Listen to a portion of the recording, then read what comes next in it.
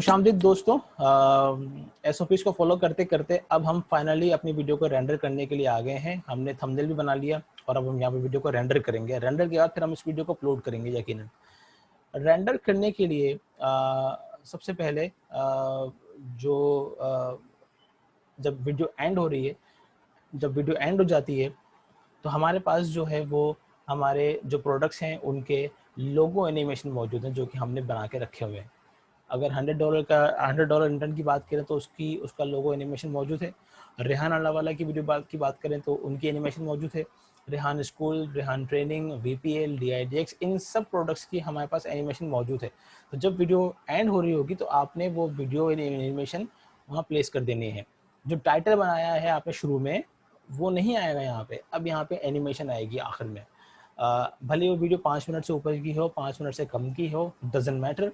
आखिर में हमने लोगो एनिमेशन रखनी है।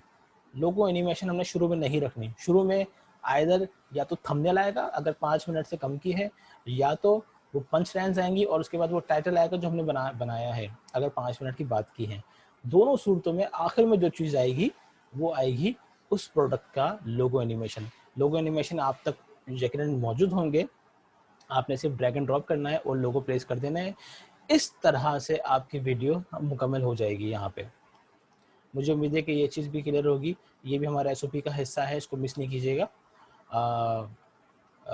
मुझे उम्मीद है ये बात भी आपको क्लियर हो जाएगी। अस्सलाम वालेकुम।